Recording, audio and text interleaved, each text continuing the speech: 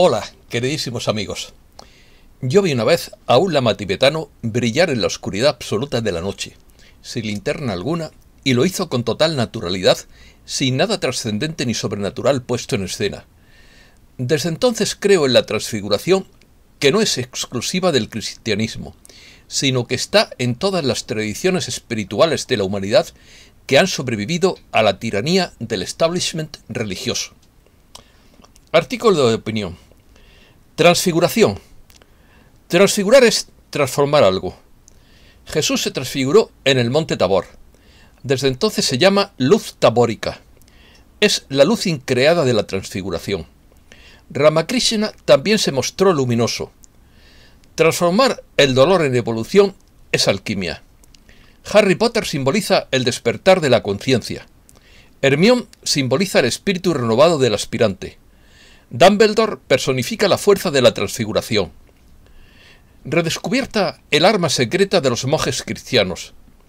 Los padres del desierto crearon la plegaria del corazón. Rezaban: Jesús, hijo de David, ten misericordia de mí. La prensa alemana llama a Lagarde la señora inflación. ¿Podría sufrir España un apagón eléctrico como Austria? Sube la bolsa de Nueva York por cuarta semana consecutiva. El G20 respalda un acuerdo sobre un impuesto corporativo. La sexta flota estadounidense envía su buque insignia al Mar Negro. China empieza a racionar la gasolina y el diésel por la escasez de combustible.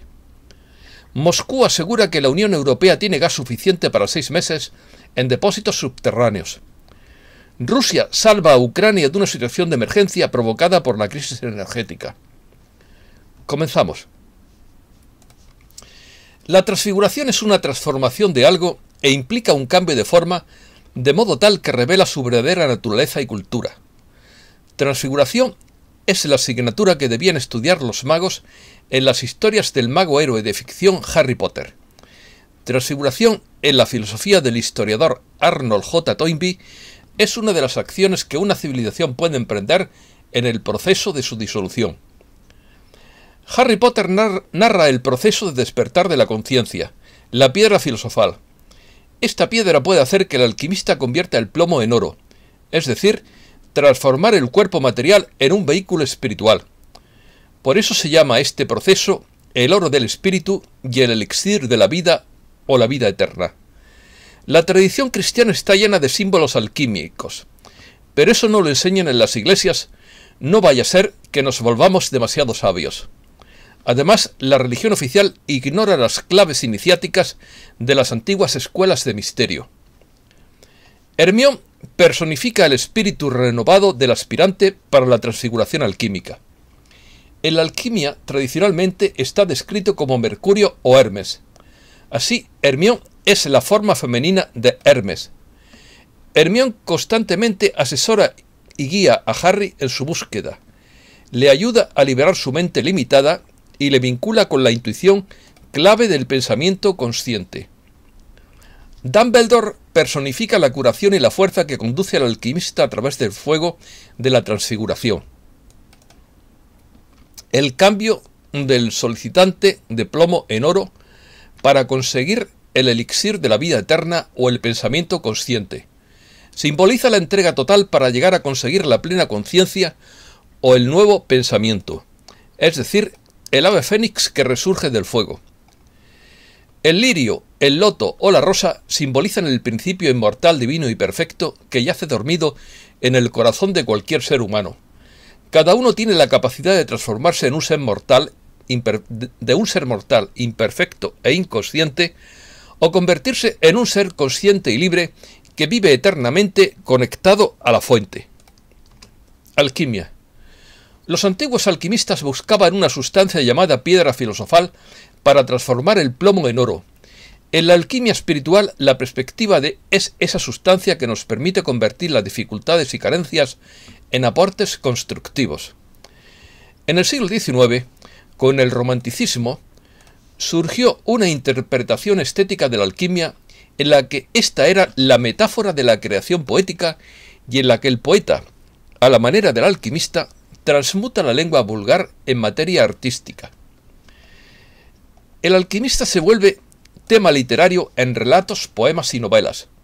Los nacientes géneros gótico y fantástico hacen de él un personaje atractivo para bien y para mal, y su trabajo químico se torna metáfora de la creación literaria. Goethe, Dumas, Balzac, por citar los más famosos, lo presentan en sus buhardillas y sótanos de trabajo, mientras que desde una tradición de alquimia lírica, poetas como Nerval, Baudelaire y Rimbaud señalan sus correspondencias con la poesía. Luz tabórica. La transfiguración es el estado glorioso en que Jesucristo se mostró entre Moisés y Elías en el monte Tabor. Ante la presencia de sus discípulos Pedro, Juan y Santiago. En la montaña, Jesús empieza a brillar con rayos brillantes de luz, generalmente llamada luz tabórica. Recordemos también que Sri Ramakrishna, un famoso maestro espiritual, se mostraba a veces luminoso o como rodeado por llamas. Su cuerpo parecía todavía más alto y tan ligero como un cuerpo visto en sueños. Se iba haciendo luminoso. El color moreno de su cuerpo tomaba un tinte muy claro. El color ocre de su vestidura se confundía con el resplandor de su cuerpo y podría creérsele rodeado de llamas. Saradananda Sri Ramakrishna, el Gran Maestro. El libro de donde procede este párrafo. Esta es la luz que resplandece en el día octavo, el anticipo de la parusía, el fulgor de rostro luminoso de Dios. Es la misma luz divina, increada y eterna que contemplaron sus ojos de fuego los discípulos de Cristo en el monte Tabor. Este es el misterio de la transfiguración. La luz increada de la transfiguración, según San Serafín de Sarov, entre comillas, y a causa de ese don de la gracia divina sobrenatural, consistente en la infusión del aliento de vida, Adán podía ver y oír a Dios paseándose por el jardín y comprender sus palabras, así como la conversación de los ángeles y el lenguaje de todas las bestias de la tierra, las aves del cielo y los reptiles. Todo lo que ahora está oculto para nosotros por la caída, todo eso era claro y comprensible para Adán antes de la caída. Mensaje. Transfiguración es el título del mensaje de Judith Kussel, fechado en el día de hoy. Ya que estamos en el torbellino de intensa transfiguración, tengan en cuenta que todo se batirá lo que necesita liberar ahora, dejarlo ir. Y esto incluye todos los patrones negativos que alguna vez creó con otras almas en este planeta llamado Tierra, que contiene una gran comunidad de almas. Todo se necesita perdonar ahora, dejarlo ir para que finalmente puedas liberarte de todas las cadenas que te atan a ti y a los demás. Esto incluye todos los ganchos, cuerdas, ataduras energéticas negativas y cualquier carga emocional y mental que todavía pueda estar acechando dentro de ti. Estás siendo alquimizado, equilibrado y liberado de todo lo que has sido antes en todas tus encarnaciones en la Tierra. Estás siendo liberado de la vieja Matrix que te mantuvo prisionero durante tanto tiempo. Sin embargo, debes estar dispuesto a liberarte. Cada vez que nos aferramos a la falta de perdón, cada vez que nos culpamos a nosotros mismos y a los demás, cada vez que sentimos vergüenza y culpa por cualquier motivo, proyectamos esto en otras almas. De hecho, obstruimos nuestros propios centros de energía y en ninguna parte más.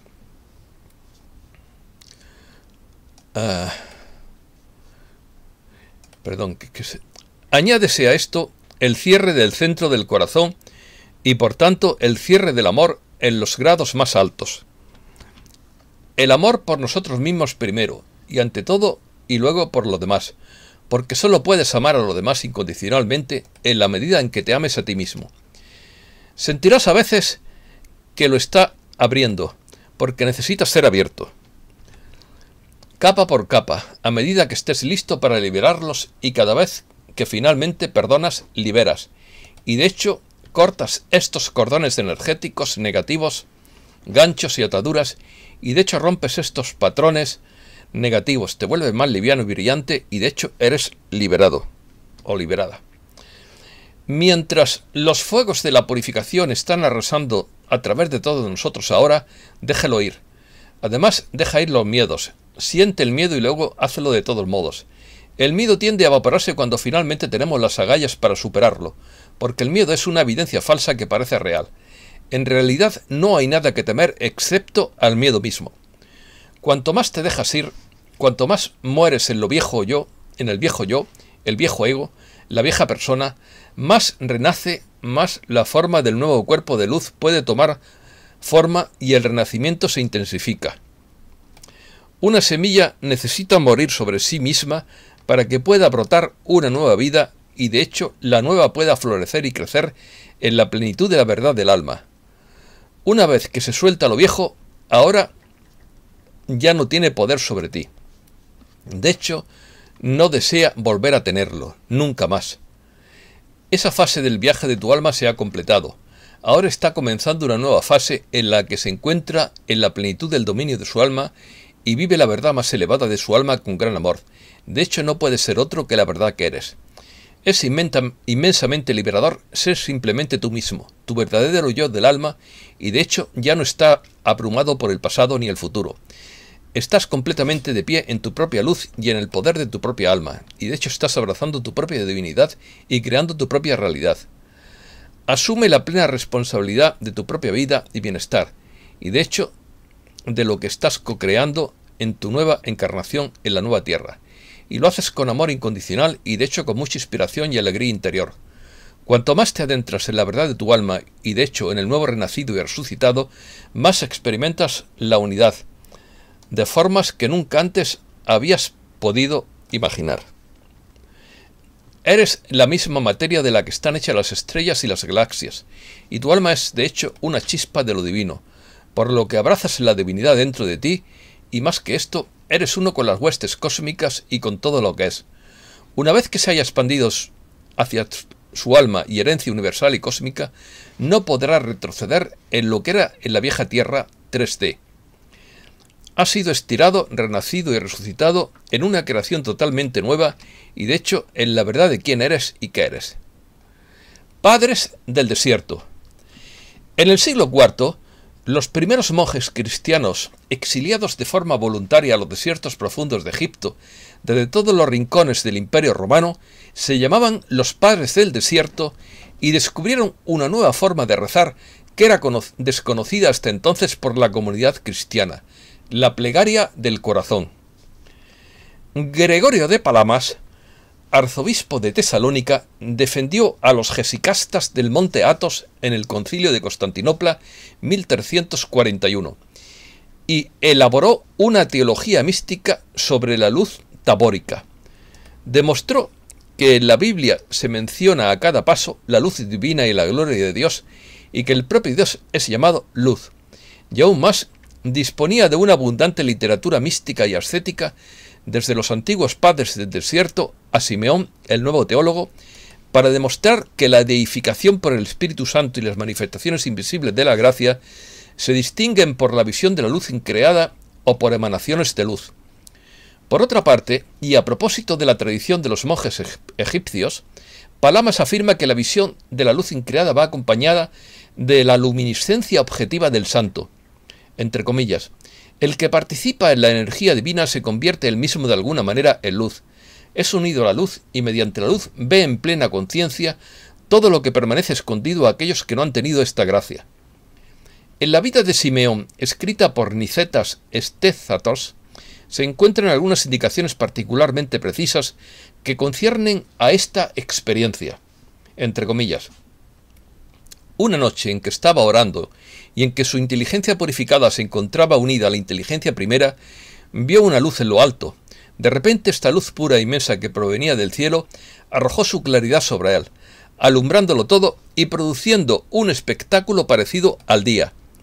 Parecía que la casa y la celda donde se encontraba se había desvanecido, pasando a la nada en un abrir y cerrar de ojos, que él mismo se encontraba arrebatado por los aires y había olvidado enteramente su cuerpo. Unión mística. El objetivo del jesicasmo es la búsqueda de la paz interior en unión mística con Dios y en armonía con la creación. Las tres características fundamentales del gesiquiasmo o de jesicasmo son la soledad como medio de huir del mundo, el silencio para obtener la revelación del futuro y del mundo ultraterreno, y la quietud para conseguir el control de los pensamientos, la ausencia de preocupaciones y la sobriedad. Consiste en mantener la inmovilidad física y psíquica, como en el Zen, mientras se recita intensamente la llamada plegaria a Jesús o plegaria del corazón, la cual consiste en una reiteración de una misma frase según el ritmo relajado de la respiración. La postura recomendada es estar sentado, disminuir la luz, cerrar los ojos, usar si se quiere un rosario. De ese modo, se dice, puede lograrse una mayor concentración. Al decir de los practicantes del jesicasmo, la unión mística se les manifiesta con una luz similar a la que envolvió a Cristo en el monte Tabor. La práctica del jesicasmo se mantiene aún en el monte Athos y en otros monasterios ortodoxos, griegos y de otros países, claro. Plegaria del corazón. La oración del corazón por Igor Vera. En las iglesias cristianas orientales existe un procedimiento para entrar en el espacio profundo de la mente y lograr una conexión con Dios o recibir su inspiración. Se divulgó gracias a la obra llamada La Filocalia, publicada en 1782 por un monje griego. Esta técnica ganó popularidad gracias al libro anónimo Relatos de un peregrino ruso, escrito entre 1853 y 1861. La oración del corazón consiste en una invocación profunda y constante a Jesús, inspirada en Lucas 13:38. Hay dos frases. Jesús, hijo de David, ten misericordia de mí, o Jesús, hijo de Dios, ten piedad de mí. A través de esta oración, los practicantes pretenden lograr un contacto con la fuente divina, una iluminación interior que, según los relatos, les llena de una profunda alegría y de éxtasis místico. Y yo no tengo la menor duda de que esto funciona. En la Filocalia describen que el propósito de la oración del corazón es aprender en el corazón el fuego celestial, tener la experiencia sentida del perdón de Dios, descubrir el tesoro oculto y conocer y tomar conocimiento del reino de Dios. El practicante, aislado en un retiro silencioso, se concentra en su corazón y, diciendo una frase, corta pero muy sentida, inhala suavemente, imaginando que lleva esa frase junto con su inhalación hasta su corazón. Una vez allí, presiona internamente para que la frase y el aire lleguen más profundamente. Siguiendo y sin perder la atención en el corazón, va exhalando el aire viciado suavemente. Esta práctica la repiten los monjes muchísimas veces en el día hasta que lograban una iluminación de su mundo interno. También existe una plegaria del corazón en la tradición judía. El Zohar, capítulo Shemot, punto 368, cuando el rabí Elazar estaba sentado ayunando, estaba rezando y decía, entre comillas, «Está revelado y es conocido de ti, Señor mi Dios, y el Dios de mis padres, que he sacrificado mi grasa y mi sangre para ti, y los he hervido con el calor y la debilidad de mi cuerpo». Oración del abandono. La oración del abandono, ocasionalmente llamada plegaria de abandono, es una oración que se originó a partir de los escritos de Carlos de Foucault, 1858-1916, famoso militar y explorador de Marruecos que se convirtió al cristianismo hacia 1886. Después de seguir el camino trapense y anticipando la etapa final de su vida como sacerdote en el desierto de Argelia, redactó un comentario al Evangelio de Lucas 23:46 que dio posteriormente origen a esta plegaria, síntesis y ejemplo del regreso a la espiritualidad del desierto en el siglo XX. Carlos de Foucault, asesinado en Tamanrasset en el Sáhara argelino y proclamado beato, expresó con los pensamientos contenidos hoy en la oración de abandono la confianza total en Dios Padre, a imitación de Jesucristo en la cruz.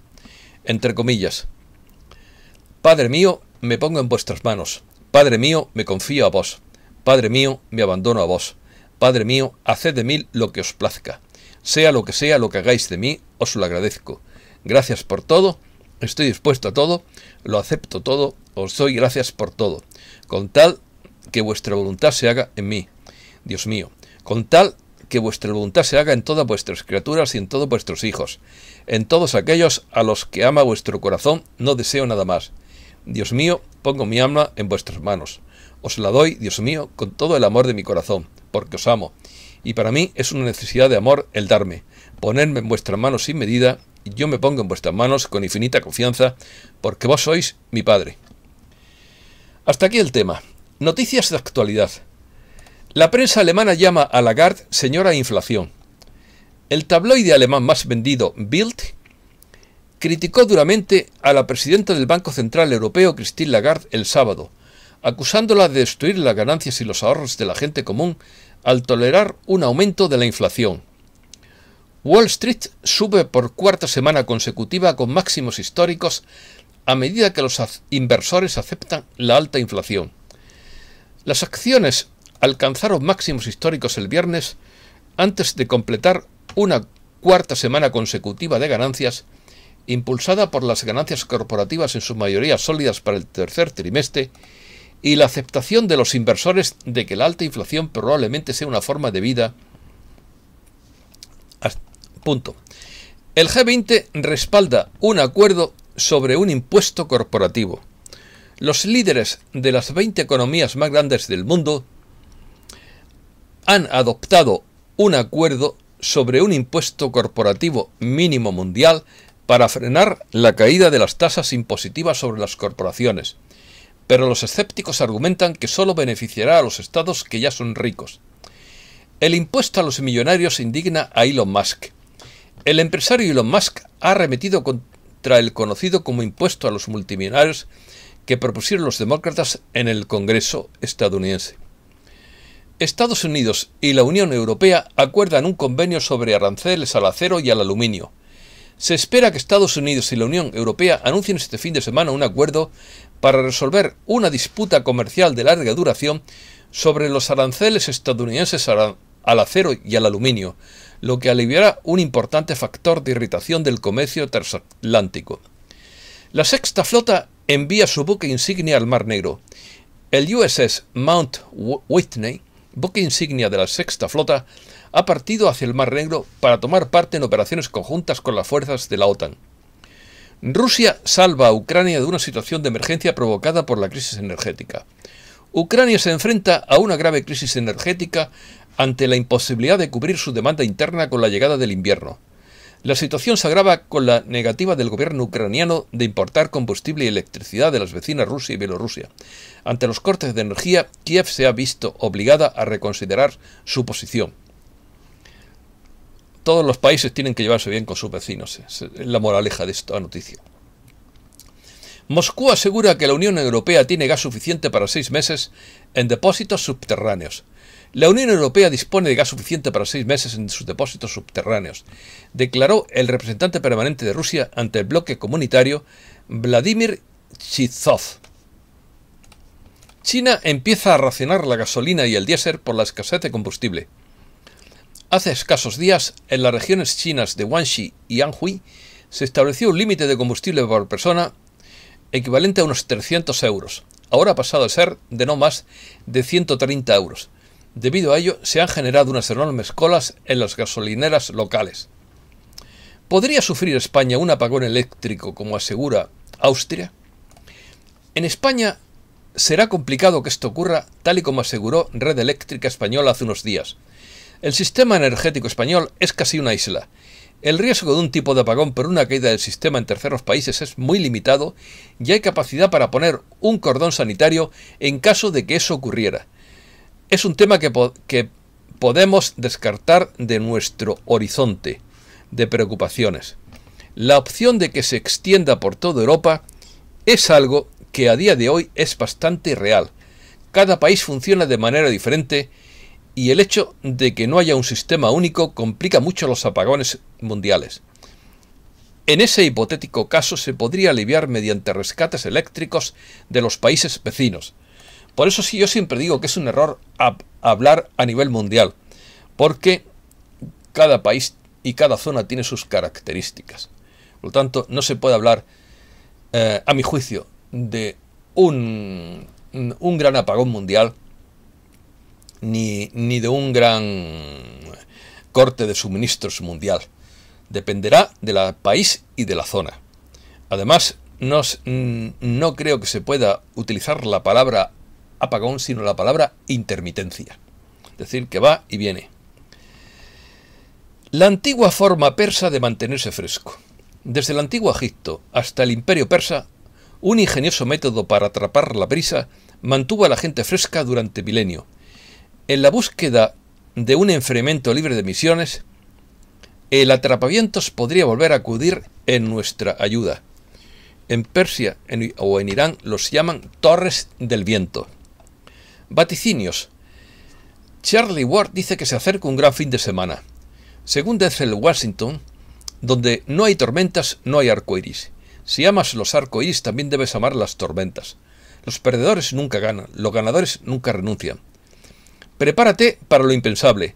Sistemas de transporte automatizados, vehículos autónomos, control de tráfico aéreo o de aeronaves, instalaciones nucleares, naves espaciales tripuladas, etc. Todo bien, menos las nucleares, claro. A pesar de las protestas masivas en todo el mundo, muchas personas aún no están preparadas para defender su propia vida, y muchos no creen que el mal gobierna el mundo, o si creen, no entienden cómo el mundo entero está en peligro ahora.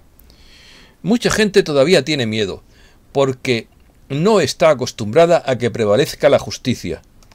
La gente está acostumbrada a tener miedo. Temen ser valientes y fuertes. Temen quedarse sin los medios básicos de supervivencia. Esto es todo y muchísimas gracias, queridísimos amigos.